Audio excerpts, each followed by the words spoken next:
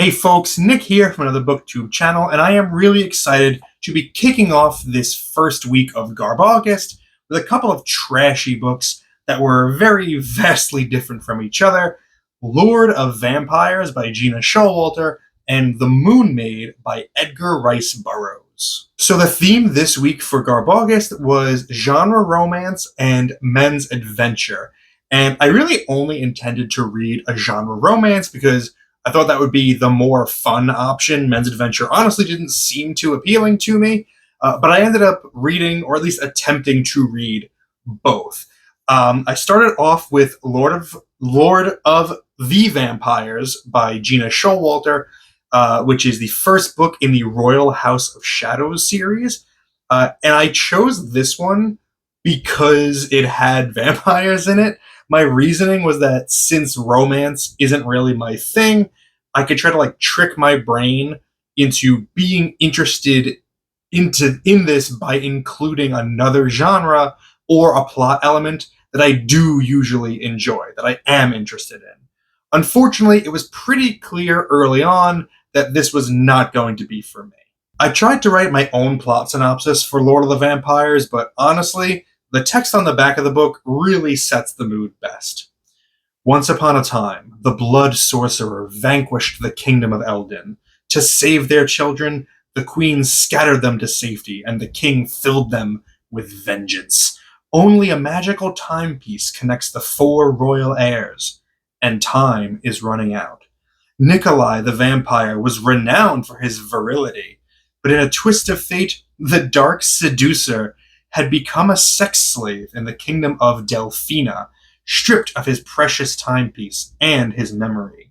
All that remained was a primal need for freedom, revenge, and the only woman who could help him. In her dreams, a wanton vampire called to Jane Parker, drawing her to his dark sexuality and his magical realm. But for a human, all was not a fairy tale in Delphina. Jane was the key to Nikolai's memory, but exploiting her meant dooming the only mortal he craved. This book is really, really horny, and that's not necessarily a bad thing on its own. I appreciate some good horniness. I'm a red-blooded individual, I don't care about that. But I guess I was a little bit let down by the fact that that is the only characteristic of this book. Because I read a good amount of fantasy, I have a certain expectation in world building and lore that needs to be met in order to enjoy myself. And those aspects in this book are just not very well developed. From the prologue, I was completely lost regarding the rules of this world. I thought it was confusing that in addition to being a brilliant quantum physicist, Jane also studies the occult and has interviewed vampires and other creatures for her research before, but also nobody else in the world thinks that those creatures exist. And how does Nikolai's magic work? I was just very confused by the very basic setup of the book. There's also basically no attention paid to setting the scene in the text. What does the kingdom of Delphina look like? At one point, Jane is attacked by giants, but what kind of giants are they? Were they just regular humans, but very tall? Were they ogres or trolls? Flavorful stuff like that. Just give me a little bit more detail to bring me into the story a bit more. The horniness is the most important thing here, and to that point, I guess I do give Showalter credit for hitting that mark. It didn't generate much of a reaction in me, but I did find the sex scenes to be the most interesting part of the book, even if it was just because I got to kind of giggle and laugh at them. I have to admit that unfortunately I had to DNF this book at about the 50% mark. Other than the novelty of the sex scenes, I just wasn't enjoying my time with it, and I wanted to move on to something else. But I also really wanted to understand why these types of books are so popular. What is the appeal of them? They have to be doing something. They have to be serving some purpose. So I went to Goodreads to look at some 5-star reviews of this book. To my surprise, Lord of the Vampires has a 3.93 with 9,309 ratings, which is a really respectable number. These were some notable excerpts from some 5-star reviews. Nikolai is wonderful, just the kind of hero you want, an insanely powerful vampire bound from his magic, tall, strong, and deeply obsessed with having his heroine no matter what. That's heroine with an E, to be clear. That type of lust and craving is just delicious to read. Jane is damaged and doesn't think too highly of herself until Nikolai shows her just how much there is to still appreciate, even if you have a scarred body and you're just too thin after your hospital stay. You want these two to make it through their trouble and be together forever. You root for them from the first chapter on.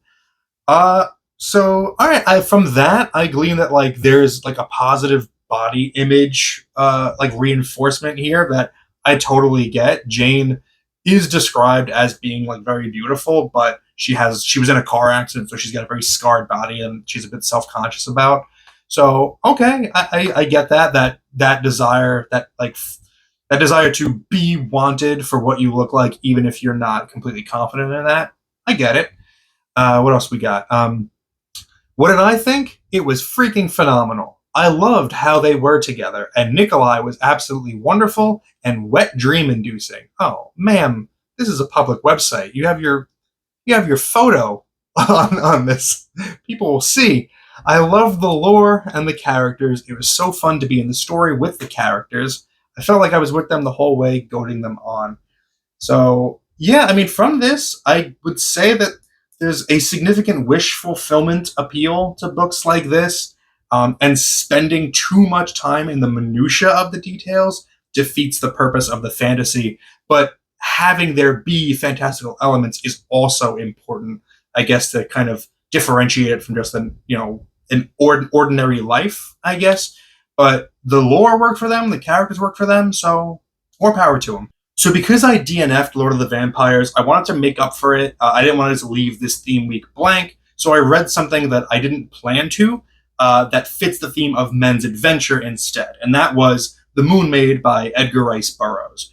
This was a really interesting experience because I don't know that it was like much more detailed than Lord of the Vampires, but I found it to be a lot easier to read and more enjoyable, and I'm kind of annoyed because I think that means that I am susceptible to gender cliches. The Moon Maid is the story of Julian, an incredibly intelligent man who excels at basically everything as he tries to reach Mars. He is selected to be captain of a ship that has good odds of actually reaching the Red Planet, but unfortunately the trip is sabotaged by a bitter crew member who has it out for Julian. The ship is forced to land on the moon, where Julian discovers the moon is hollow, and on the inside of it is a massive, lush land with multiple new species and races.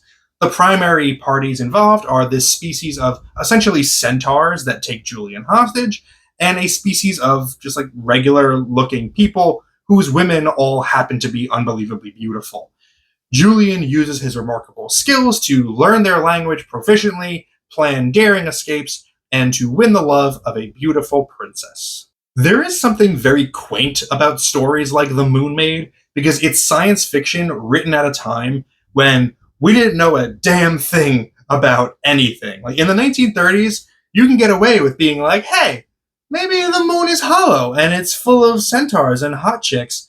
And readers would be like, yeah, maybe. I just don't feel that stories like that exist anymore. That's a bit of a bummer. But the fact that I enjoy this does make me question why I wasn't able to extend that flippant attitude towards Lord of the Vampires.